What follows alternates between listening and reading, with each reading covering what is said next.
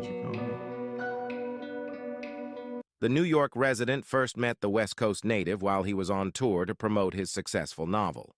The couple had a one-night stand at a hotel, after which the woman assured the man that she would not contact him again. Instead, they ended up meeting again for a date at another hotel some time later. Their relationship lasted for years and continued even though the man had married someone else and lived with his wife in Maine. The woman also got married, but it was revealed that her marriage also ended. Over the following years, the man's career as a novelist waned, leading him to take a job as an English teacher at a local college.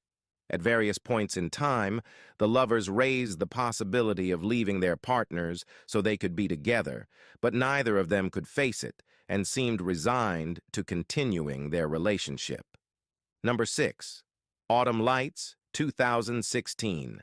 Director, Angad Aulak. Not everyone's suited for the quiet. The story follows David, an introverted American photographer adrift in remote Iceland while on assignment. When he gets caught up in a local investigation after finding a body washed up on the beach, David is temporarily tied to a place he doesn't call home, and he gets to know some of the residents of the area, among them Marie, a cunning Italian woman who not only betrays her pretty face, but as well as her Icelandic husband Johan and her own calm demeanor. As the days pass, David's interest in the couple increases, and he slowly begins to find himself entangled in their mysterious lives. Johan and Marie, who harbor their own secrets and unresolved tensions.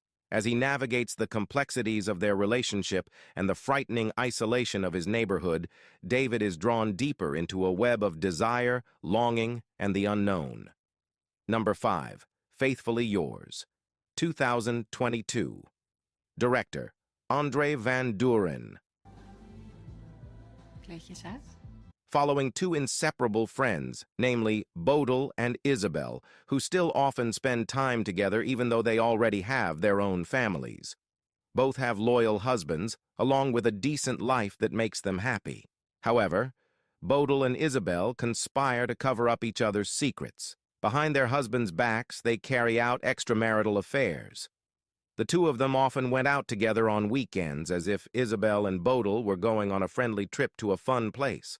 However, this is a series of plans for both of them so that the affair can be carried out without being discovered. This affair was carried out in a way that seemed neat. However, no matter how clever a squirrel jumps, it will definitely fall. The two friends share their lives on social media like ordinary people, but two best friends, Bodil and Isabel, are involved in a secret relationship. They use each other as an alibi so that their husbands do not find out about their affair and are able to keep each other's secrets. One day, Isabel disappeared with a trail of blood, and Bodil was caught in her lie. Number 4. Sleeping with My Student, 2019. Director, Tom Shell. What? Just two adults that are attracted to each other. Flashback to the present day at a luxury beachfront hotel. Kathy was recently promoted to principal at her school. Her friends Megan and Stacy take her on a trip to the city. The girls were all dressed up and drinking wine in the room. They talk about Kathy's separation from her husband and complain about the air conditioning. A very young repairman, Ian, shows up to fix it, and the girls approach him even though he looks about 15 years old. By the pool, Kathy dipped her toes in the water. Ian appears and jumps into the pool. He wants Kathy to join him, and when she refuses, he goes into the water and appears to drown. Kathy used to be a lifeguard on campus, so she jumps in to save him. He laughs and tells her that he likes sitting underwater to clear his head. Then he said Kathy was hot and they went to his room together. Ian made a move on her and Kathy was very hesitant. "It's not me." Ian talks him into it and they have a great time in his room. Kathy, realizing that her vacation with charming 18-year-old Ian is no coincidence when he moves into her school targets, Kathy and her teenage daughter Bree, in a deadly scheme. Ian wants revenge because he believes Kathy is responsible for breaking up his family, which ultimately led to his father's death. Kathy must quickly uncover Ian's motives if she wants to protect herself and Bree from his dangerous threat. Number 3. Gleisendes Glück, 2016. Director Sven Tadiken. Du bist frei und du warst es schon immer.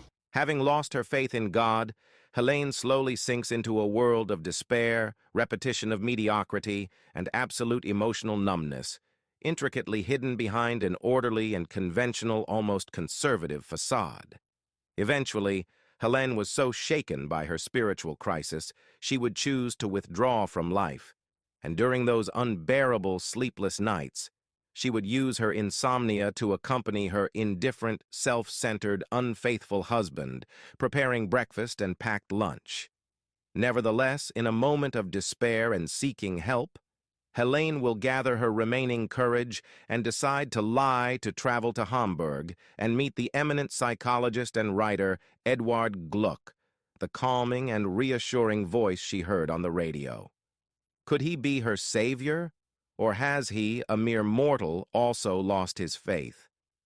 As their awkward, platonic relationship is shamefully revealed, Helene will tentatively engage in an uneasy investigation into the correlation between faith, violence, sinful self-indulgence, and sexual degradation. Does original happiness lie behind original sin? Number 2.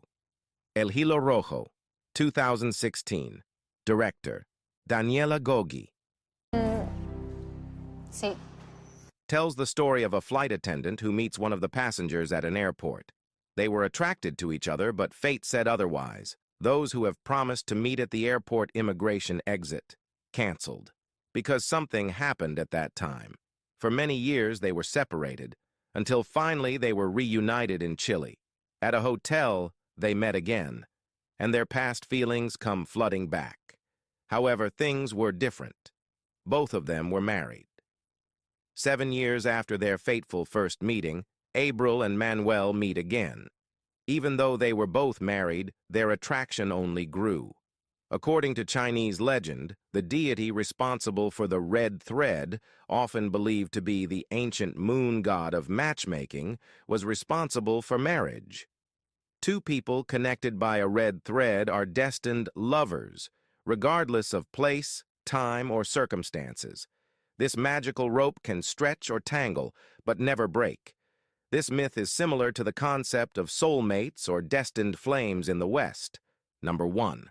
Stockholm Östra, 2011. Director Simon Kaiser.